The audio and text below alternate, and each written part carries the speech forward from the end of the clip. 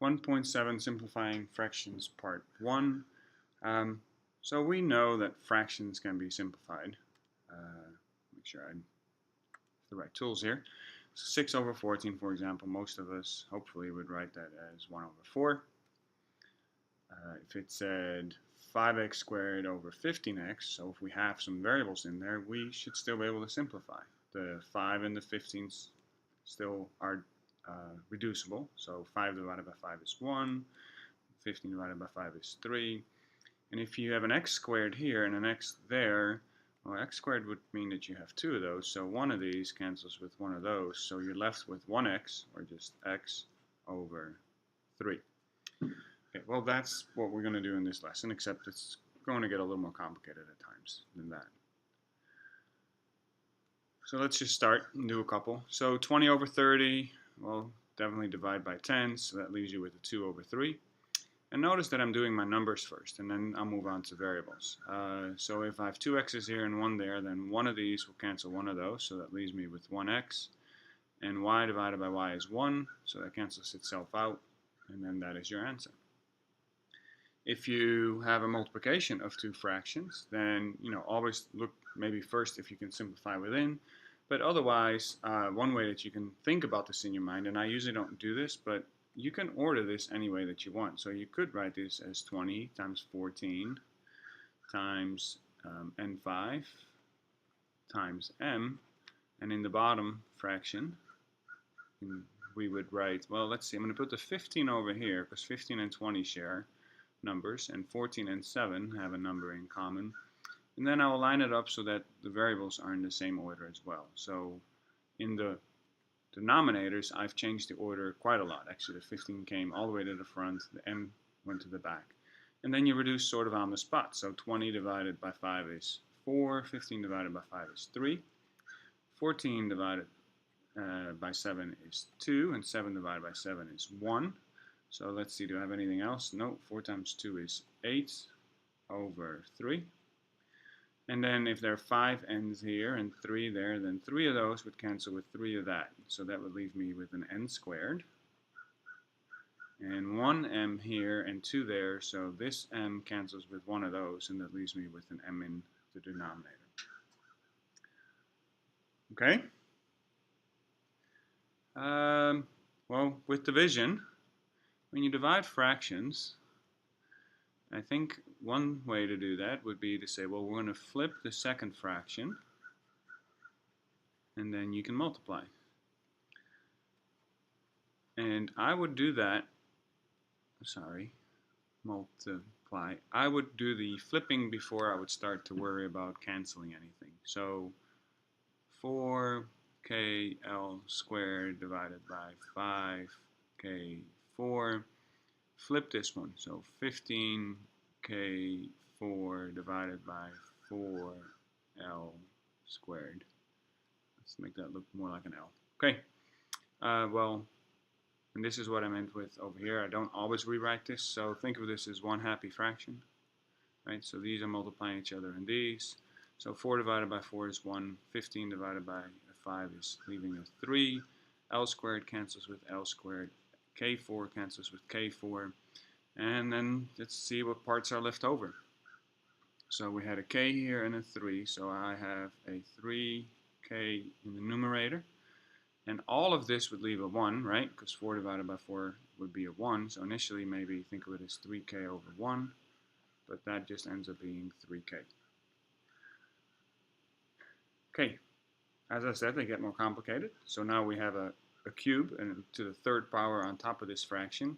And order of operations says that we should do that first, right? So order of operations still holds. And in order of operations, we would do the exponents before we multiply or divide. So exponents first. So 3 cubed is 27.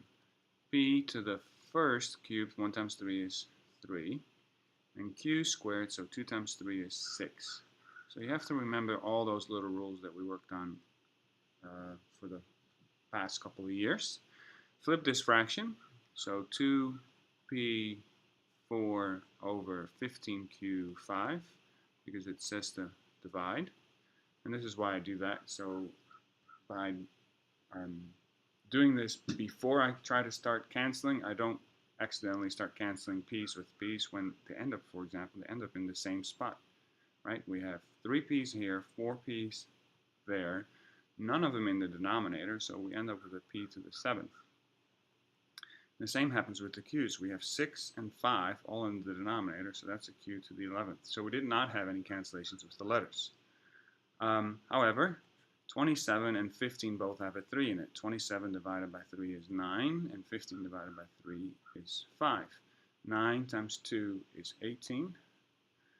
5 is in the numerator, and then that should be our answer. Okay?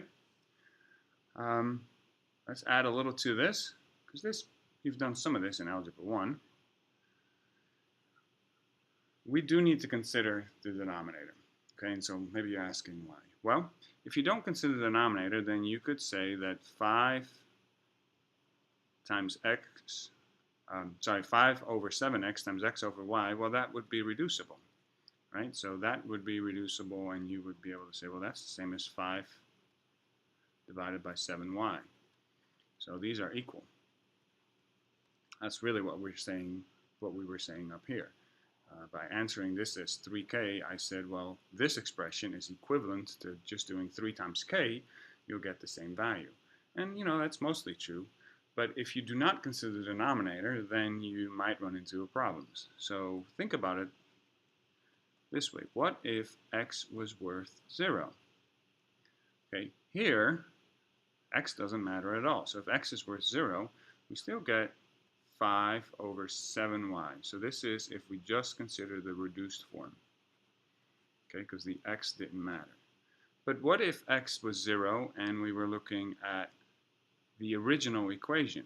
Now we would do 5 times x, right? 5 times x in the top, and we'd have 7 times x times y in the bottom of the denominator.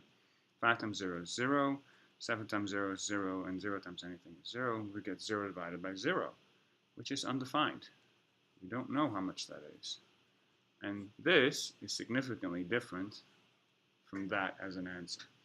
So the way that you can solve this is you could say, well, 5 divided by 7x times x divided by y is equivalent to 5 over 7y as long as x does not equal 0. And now I have a fair statement again, a statement that, you know, actually works, mathematically speaking.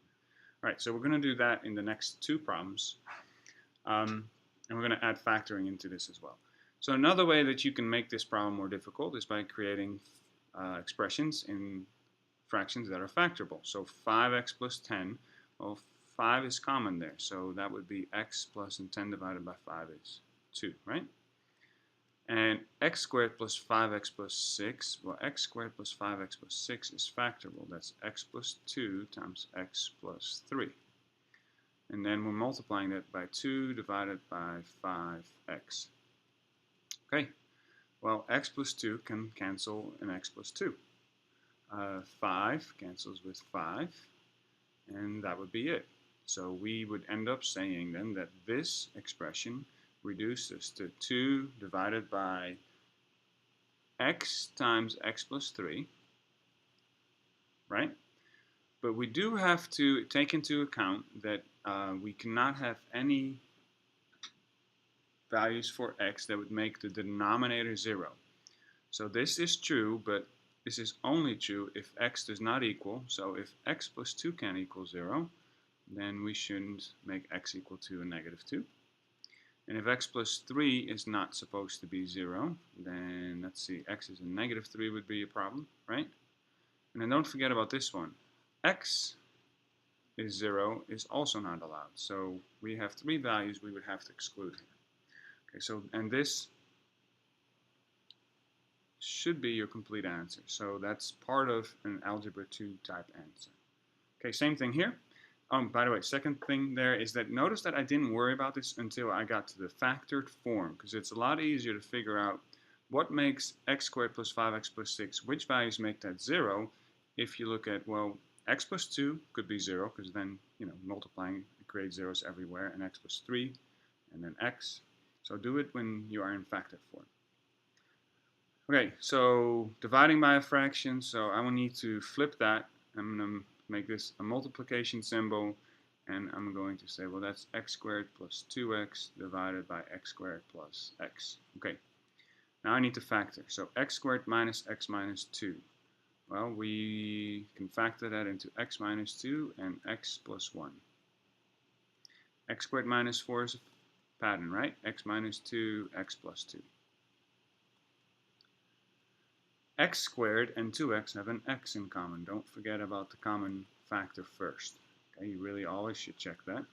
And x squared plus x also have an x in common, so that leaves you with 1x, and x divided by x is 1. Again, don't forget that 1, the placeholder. Now let's see what we have. What can we cancel? Well, those cancel. X plus 2 cancels with x plus 2, x plus 1 cancels with x plus 1, and x cancels with x. So what's left here? Hopefully you're thinking, well, x minus 2 divided by itself gives you 1. So you should have 1 over 1 here. The answer here is just 1.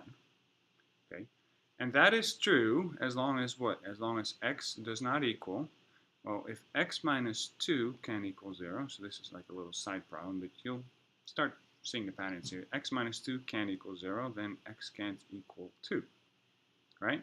And if x plus 2 can equal 0, so if x plus 2 is not allowed to be 0, then that could be a negative 2. So I'm lazy, so plus or minus 2. That indicates both positive and negative 2 are not supposed to be used.